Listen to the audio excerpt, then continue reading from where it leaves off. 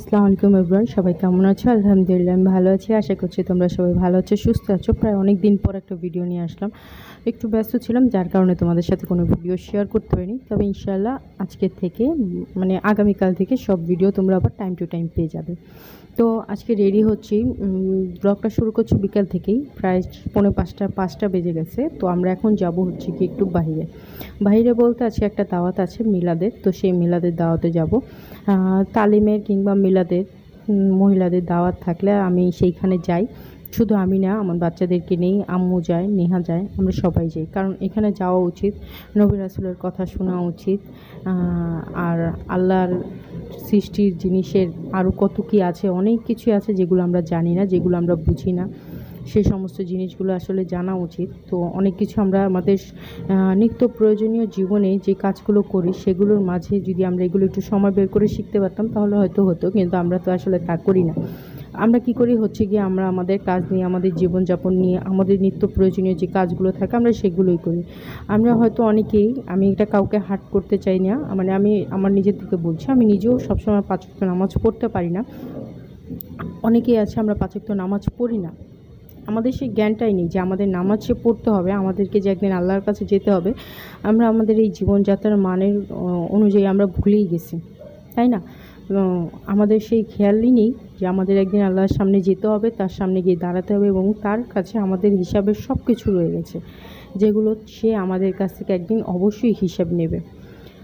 তো এই জন্যে আসলে আর কি যাওয়া উচিত মিলাদ মাহফিলে কিংবা হচ্ছে গিয়ে বিভিন্ন তালিমে যাওয়া উচিত মহিলাদের। এখানে গেলে অন্তত একটু একটু শেখা যায়, একটু একটু জানা যায়। অনেক কিছুই জানা থাকে, অনেক কিছু অজানা থাকে, সেগুলো আর কি শেখা যায়, এই আর কি, এটুকুই। তো আমরা এখানে সবাই রেডি হয়ে নিছি, ইয়ামিনকে শার্ট প্যান্ট পরাই দিছি, আলির গেঞ্জি প্যান্ট পরে নিছে, আমি বোরকা পরলাম, মাস্ক পরলাম, আর হচ্ছে গিয়ে ওড়নাটাকে হেজাবের মতো বেঁধে নিলাম, কারণ এতে অনেক সুবিধা হয়, বারবার ওড়না খুলেও যায় না আর ওড়না বেয়েও পড়ে যায় না, মানে এরকম একটা। তবে একটু গরম বেশি, এই আর কি। তো আমরা সবাই বের হয়ে গেছি যাওয়ার উদ্দেশ্যে।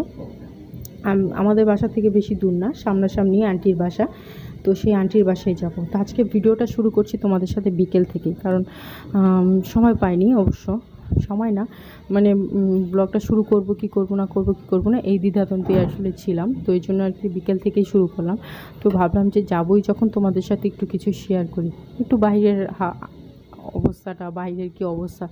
বাইরে এত পরিমাণ রোদ ছিল যা বলার বাইরে, মানে থাকাতে পারছিলাম না, এত রোদ ছিল। তবু যাওয়ার ইচ্ছে ছিল তাই যাচ্ছি, আর আল্লাহও রেখেছে যাব, সেই জন্য আর কি আসলে যাওয়া হচ্ছে, না হলে হয়তো বা আমার ইচ্ছে কিছুই চলতো না। তো আন্টিরা থাকে অ্যাপার্টমেন্টের ফ্ল্যাটে, তো ওনারা থাকে, এটা ওনাদের নিজস্ব বাড়ি, তো ওনারা থাকে 9 তলায়। তো আমরা লিফটে উঠবো। আর তোমরা সবাই জানো অ্যাপার্টমেন্টের বাড়িতে উপরে উঠতে গেলে বা কারো বাসায় যেতে গেলে কত নিয়মকানুন মেনে তারপর যেতে হয়। তো সব কিছু ওনাদের সাথে কথা বলে তারপর আমাদেরকে আসলে ঢুকতে দিল। তো আমরা এখন লিফটে উঠবো, লিফটের জন্য ওয়েট করছিলাম। তো লিফটটা উপরে উঠে আবার নামতেছে, মানে এই আর কি।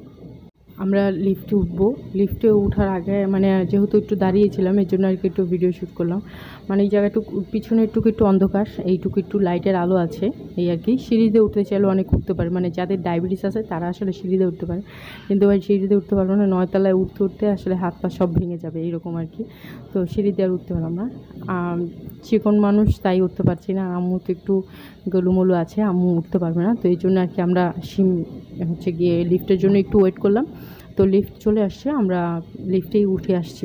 তো আন্টির বাসায় এসেই সর্বপ্রথম তোমাদের সাথে পরিচয় করে দিচ্ছি, তার বাড়ির শালিক পাখি, নাকি শালিক পাখি তো হয়তো বা বলে, আর উপরেরটা হচ্ছে গিয়ে টিয়া পাখি, ময়না পাখি, টিয়া পাখি, মানে এরকম আর কি, আমি সঠিক জানি না, তবে উপরেরটা টিয়া পাখি সেটা আমি জানি। আর প্রচণ্ড গরম পড়ছে, কি বলবো, এত গরম মানে টিকা যাচ্ছে না। তো আমি আমার মাস্কটা খুলে ফেললাম, কারণ অনেক গরম লাগতেছিল। তো আমাদের ওয়াজ মাহফিল শেষ, দোয়া কালাম পড়লো, অনেক কিছু বলল। আসলে যেখানে আল্লাহ রসুলের কথা থাকে সেইখানে রহমতের এবং আল্লাহর নিয়ামতের সবচেয়ে বেশি থাকে, এই আর কি।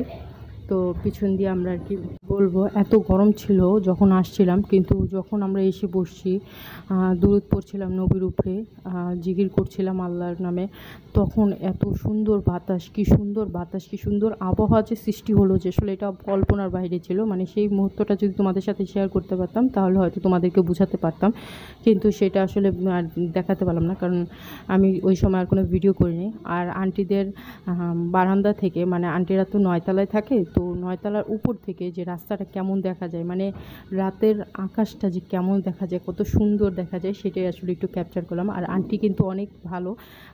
আমরা বাসায় চলে আসছি, অনেকক্ষণ আগেই আসছি, কারণ অনেক ক্লান্ত লাগতেছিল আর ভিডিওটা অন করে নিই। আর ওইখানে তেমন একটা ভিডিও আমি করিনি, কারণ হচ্ছে কি সবাই, আমি পর্দা করি না, কিন্তু অনেকে আছে পর্দা করে, অনেকে আছে খাস পর্দা করে। তো সবার সব সিদ্ধান্তকে আসলে স্বীকৃতি দেওয়া উচিত, যে যেভাবে পছন্দ করে। সবাই তো আর ভিডিও করা পছন্দ করে না, সবাই জানেও না যে আমি ভিডিও করি, তো এই জন্য আর ওইভাবে কোনো ভিডিও করিনি। তবে খুব ভালো লাগছে আজকে, তালিমটা এত সুন্দর হয়েছে, আর এত সুন্দর হয়েছে কি বলবো।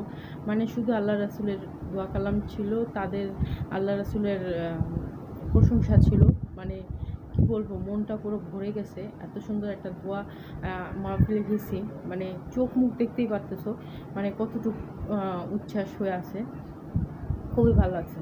তো বিদায় নেওয়ার জন্য আর কি আসলাম, ভিডিওটা শেষ করিনি, তোমাদের সাথে কোনো কথা বলিনি। হঠাৎ করে ভাবলাম যে বিদায়টা নিয়েই নিই, তাই না।